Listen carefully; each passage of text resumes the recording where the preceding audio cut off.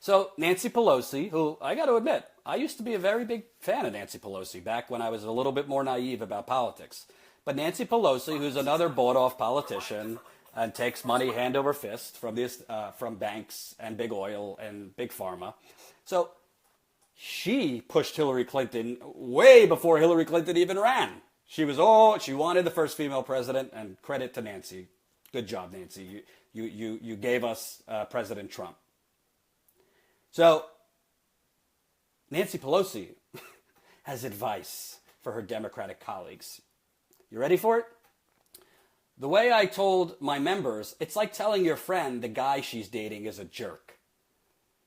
You can't tell her that. She has to find out for herself. You could give her clues, and then eventually one thing will lead to another. She'll come to her conclusion. But if you tell her right up front, you'll lose a friend. So we're not interested in losing any friends. Let them find out.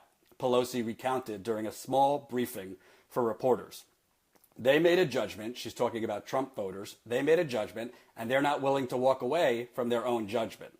So basically, Nancy Pelosi is telling Democrats to treat Trump voters like their friends who are dating a jerk. You just can't make this up. You can't. Yeah, that's the best way to success. Treat Trump voters, people in the Midwest who have had their jobs sent offshore, who have had their wages frozen for 20 years, who have lost their jobs, who went from being able to support their family to now working 2 to 3 jobs. Treat them like, it's just your friends dating a jerk. They'll figure it out. Now, are a large portion of the people who voted for Trump racist? 100%. But I can tell you, because I went around the country, and I can tell you, they're not all racist. A lot of them are just fed up with the political status quo and the platitudes presented by people like Nancy Pelosi, and they wanted something different, and they rolled the dice on a reality TV car salesman.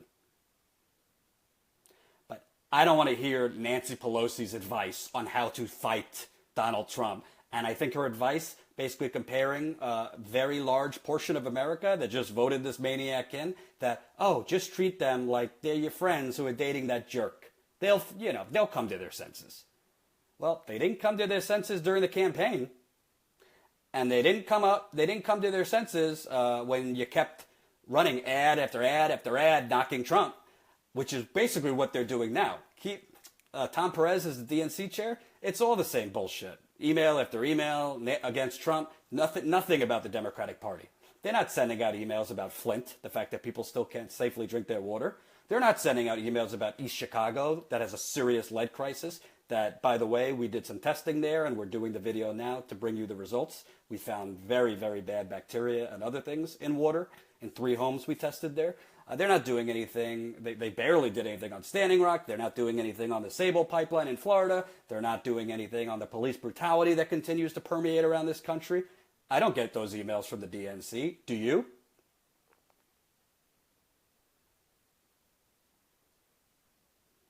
So, Neera Tanden, Nancy Pelosi, Jennifer Palmieri, John Podesta, and the whole gang, they should not have the keys back to the car.